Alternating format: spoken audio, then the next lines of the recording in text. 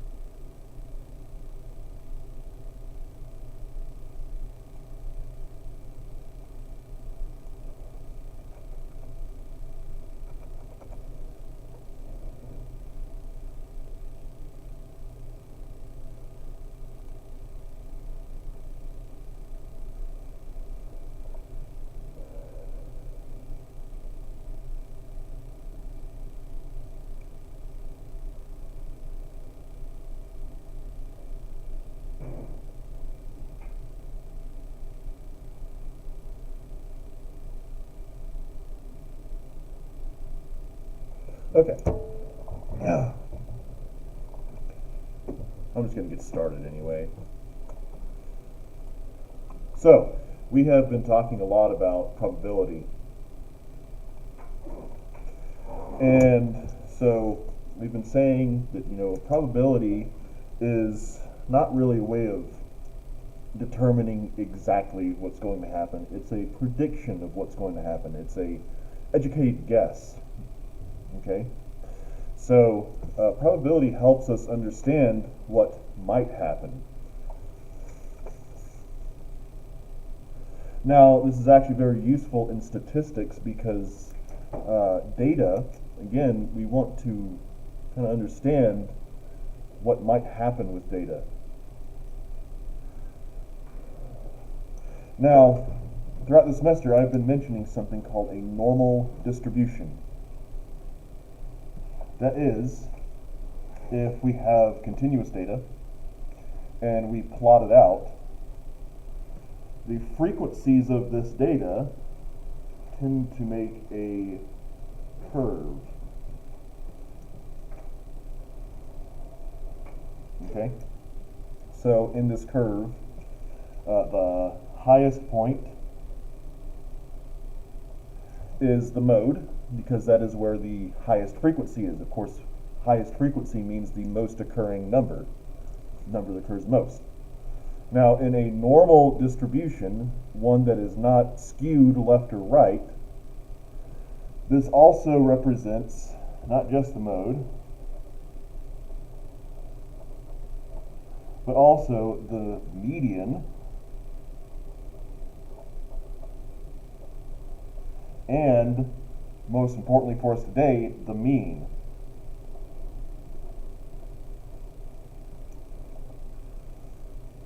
Okay? So again, in a normal distribution, one that is not skewed left or right, all three of these things line up with each other right there smack dab in the middle.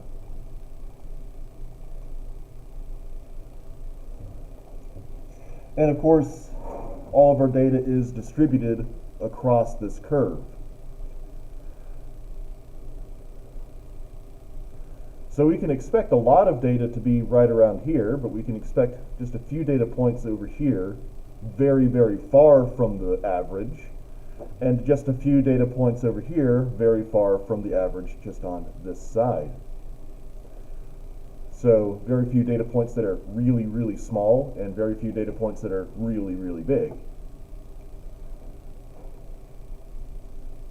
We've also said that we can measure distance from the mean using what is called a standard deviation. So a standard deviation kind of breaks this thing up into equal distant points.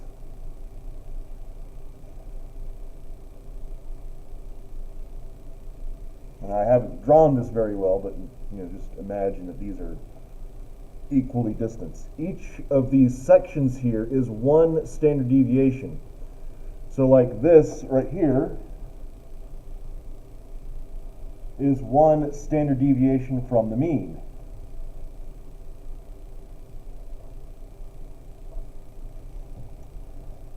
We can go to here. That would be 2 standard deviations from the mean. Another one, 3 standard deviations. Again, a standard deviation is a measurement of distance.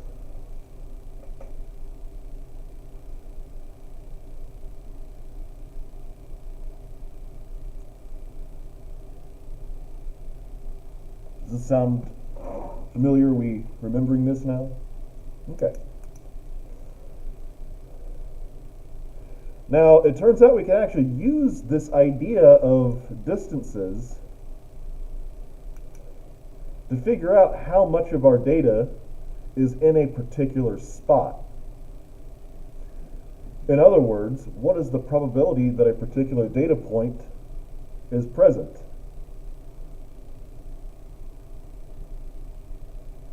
Okay? So let's take a look at an example of this.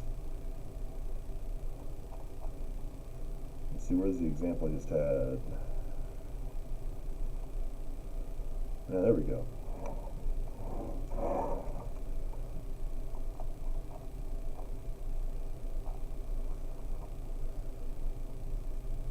So, let's say that we're looking at some data, and we have discovered some measurements of this data. First of all, the mean is 1,000.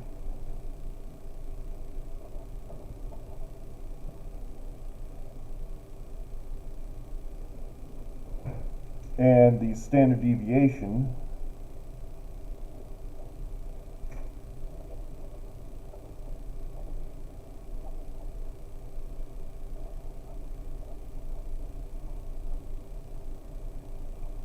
is 100.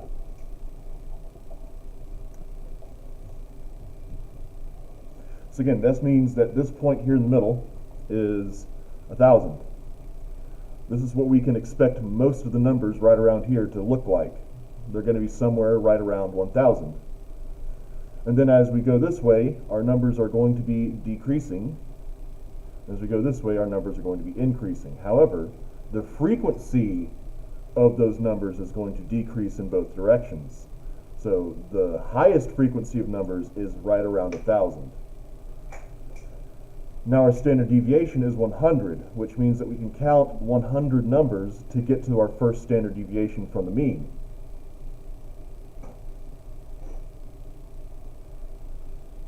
Okay?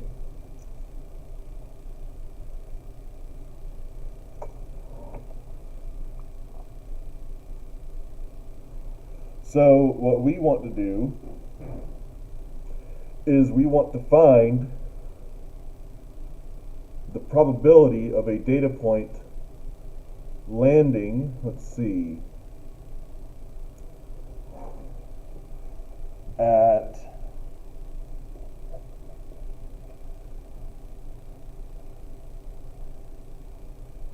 sorry, that shouldn't be x, that should be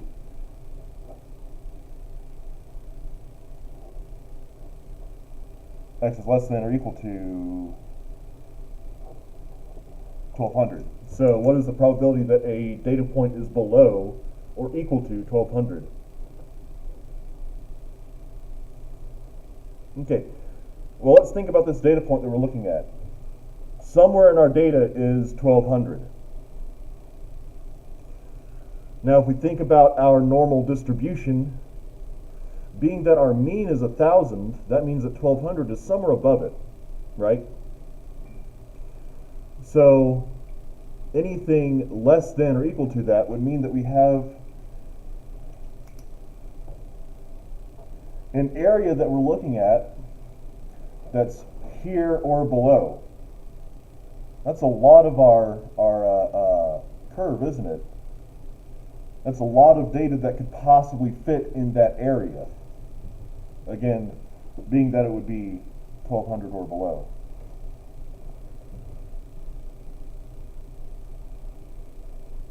So what we can expect from this is a pretty high probability that a data point will land somewhere in that area. So what do we do now? How do we figure out what the area or that probability is? Well, for that we need a formula, and thank goodness this one's pretty small. Okay? We need what is called a z-score.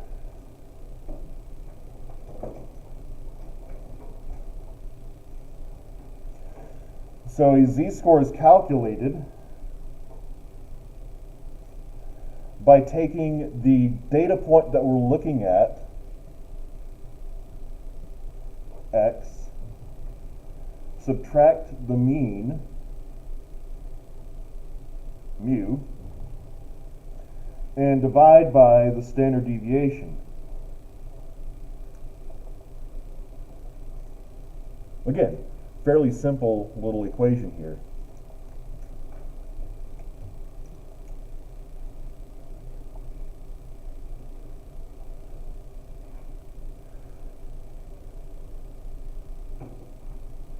Now, of course, finding that standard deviation, if you're just looking at raw data, might be a little bit tricky.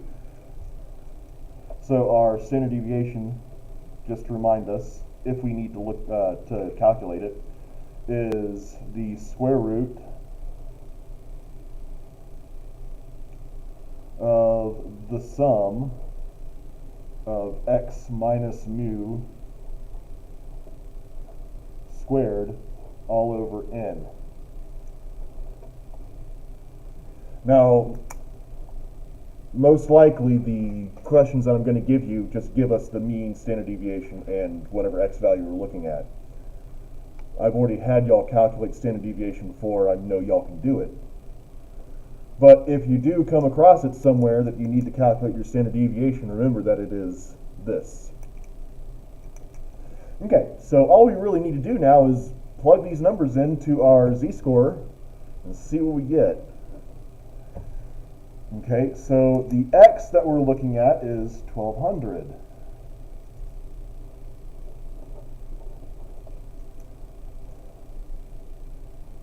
And then the mean is 1,000, so minus 1,000. And then divide by 100, which is our standard deviation. And that should give us a z-score. All right, so let's see what we get here. 1,200 minus 1,000, what do we get? Yeah, 200. So now z equals 200 over 100. Well, what's 200 divided by 100?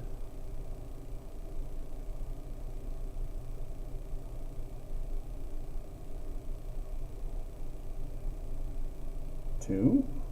Yeah. So z equals 2. This is our z-score. Now, as this is, it doesn't tell us a whole lot. In fact, there's a whole other calculation that you use to find the area or the probability of our data falling, in this case, less than or equal to this data point. Thankfully, we don't need to calculate it, because what everybody in the real world uses is called a z-table. Okay, so a z-table has calculated the area below a certain point. Okay, so again, what we're doing here is we want to know the area or the probability below 1200. And that's what this is calculating. It's calculating below a certain point. Okay? Once you get your z-score, you look up the first digits of your z-score over here. So remember, ours is 2. So we want to find 2.0. Yeah, right there. And then we look up the rest of the decimals for our z-score, which in our case is just 0, since it was exactly 2. So we go down here, match it up. So there's our z-score and the probability. So the probability ends up being, let's see, 0.97725.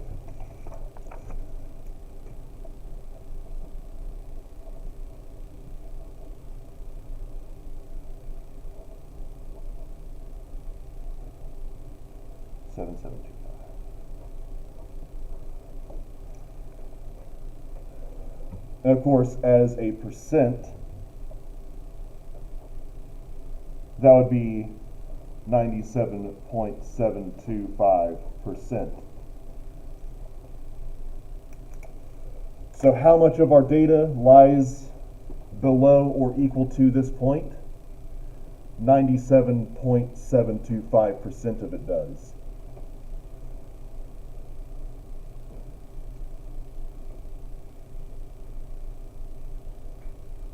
Any questions? Okay, let's try another one for the practice.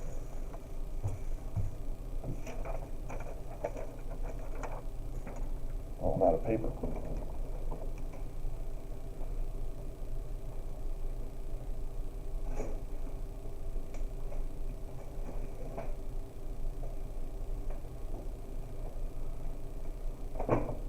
Okay.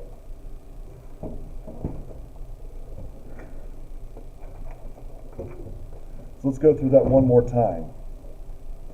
Again, what we're thinking about here is a normal distribution.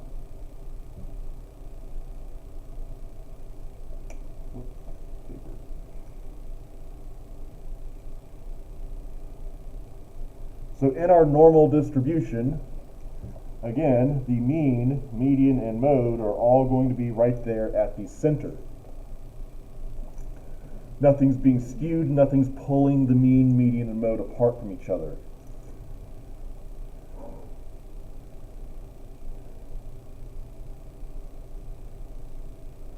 And we want to find areas. So again, on here, if we have a particular point that we're looking at, some x value that we're looking at, and we want to find the probability that a data point is less than or equal to this, what we're really doing is we're finding the area of this curve right behind this point. And that area is a probability.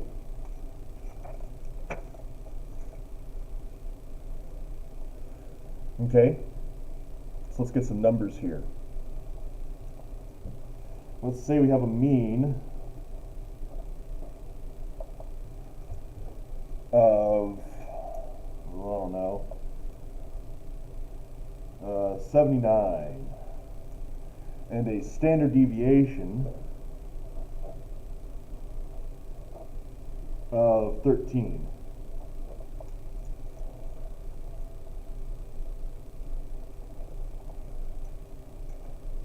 Okay. Now I want to find the probability or the area of data that is less than or equal to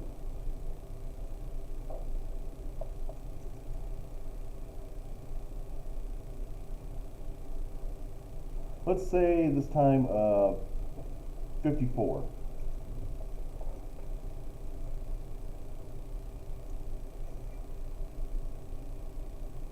Okay. So once again, what we need here is a z-score. So that is z equals x minus the mean all over the standard deviation.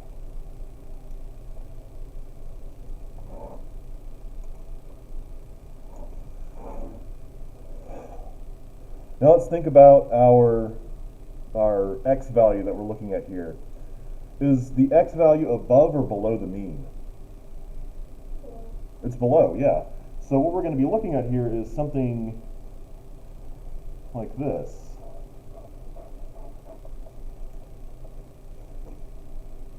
Whereas before, we were looking at something that was more like that, above the mean.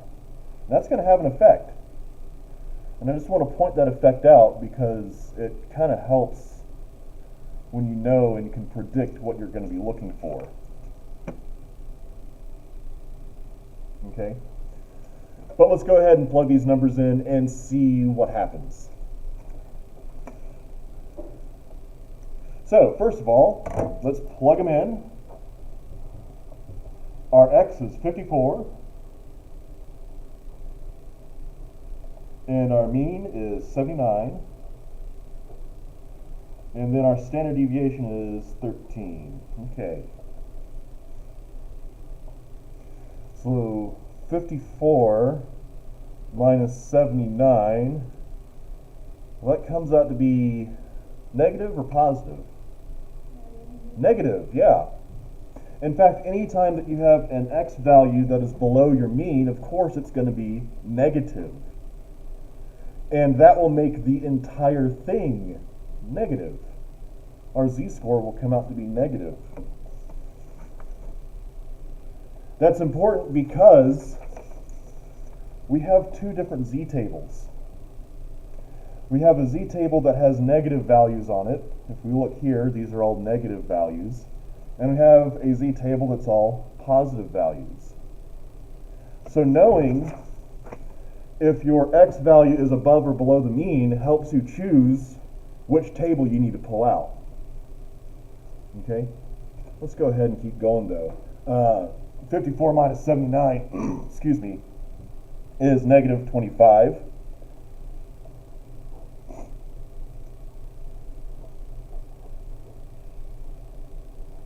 And now we need to divide that by 13, which comes out to be negative. Again, like we said, it was going to be negative 1.923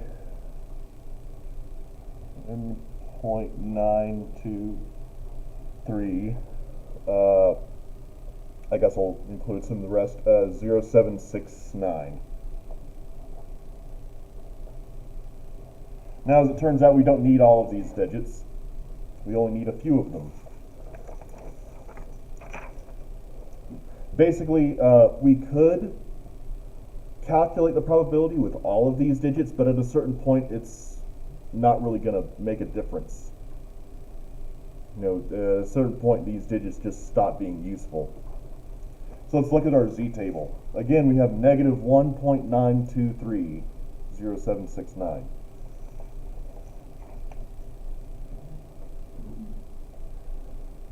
So first we need to find negative 1.9 on our column here. And so that's right here. And then the next numbers are 2, 3, 0. So let's see. Right there, 2.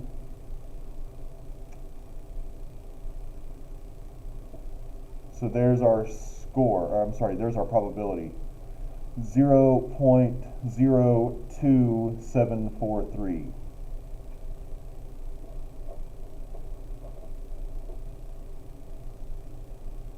So 0.02743.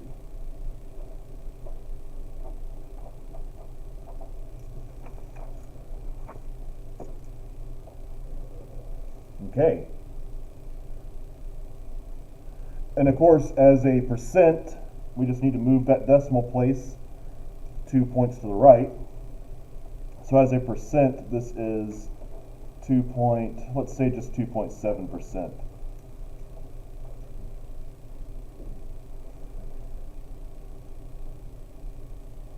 So, with our previous probability, again, our x value that we were looking at was above the mean. And so that gave us a whole lot of area back behind here. A whole lot of probability, in other words. You know, how much data do we have back here? A whole lot. So what's the probability that if we select a data point at random, it's going to be back here somewhere? Pretty good. Now, conversely, with this one, we had a x value that is below the mean. So, we're dealing with a lot less area. So, again, same question. If we chose a data point out of our whole data set at random, what's the probability that would be in here? Not as good. Because there's just not as much area. There's not as much probability back here. Does this make sense? Any questions? None? Okay. One more. And I'm going to use the same numbers for this. Okay? Let's say that we're not talking about less than or equal to. Let me just change one thing here.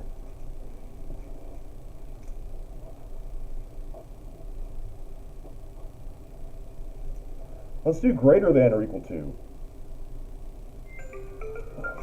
Again.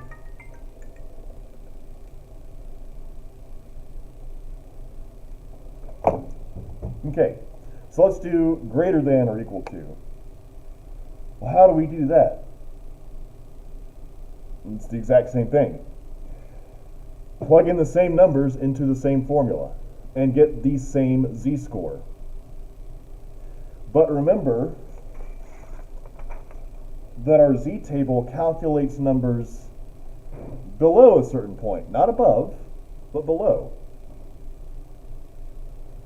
Okay, so we got our z-score, and we look it up, we get our probability, right? Well, how do we find the stuff above? Well, it's easy. Remember that this probability should be, if we take everything and add it all up, what would our total probability be? 1.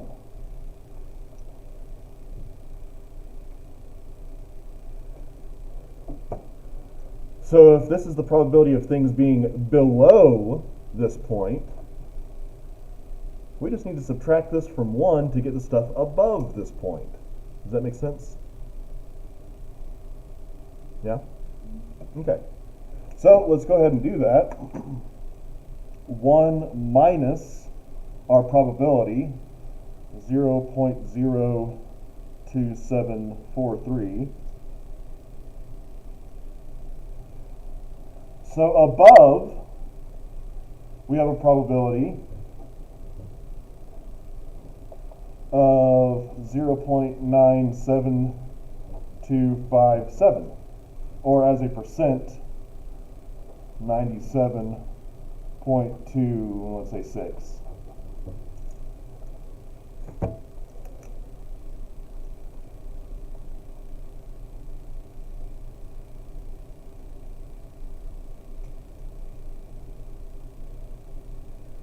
Which, I mean, that makes sense.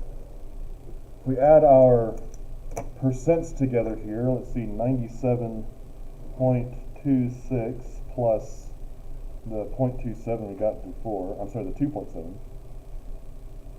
we get 99.96%. So it's just off of 100 because of rounding.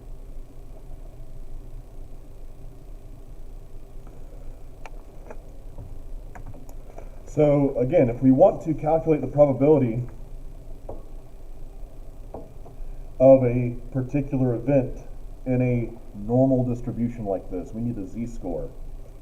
And that z-score calculates for us the probability or the area of the curve below that point. Now, can you find ones out there that have above that point? Yeah, you can. But you really only need these two. You just need your positive z values and your negative z values, because to get above, you just subtract your probability from 1. That's it. Any questions? So with the answer that we got for the last one, that was before you changed it. When you change it, you just add 1 to the answer. So this one? Yeah. So how we got the answer 2.7 over here? Yeah. You said you add 1 to it. Oh, so this is the end. You've got it here. This is the probability of being below 54. But for above it. But for above it, what you would do is you would take this number and subtract it from 1. Okay. Because if this whole curve represents 1, then this area right here is what we just got. So we need to subtract this area, and that will leave us with just the stuff above that, right? So if we subtract that from 1, we get this other probability, which is above 54. Does that make sense? Yeah. Okay. Any other questions? None?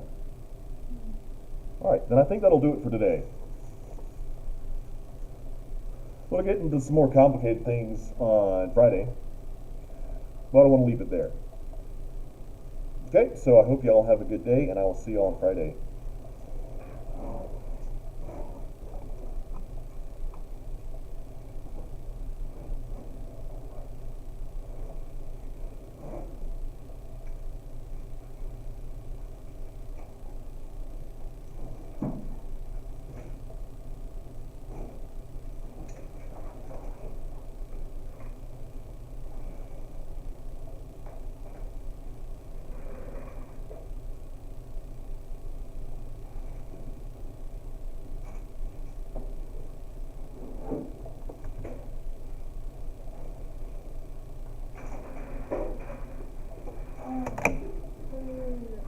Once we go like all online after Yes. Thanksgiving, Yes. are we still gonna be having like classes, or how is that gonna work for this class? We'll have classes. Mhm. There's going to be like one or two, but I'm just going to be doing the same thing that I'm doing here Okay. with the broadcasting. Okay. Just going to be doing it from home. Okay, sounds good. All right, thank you.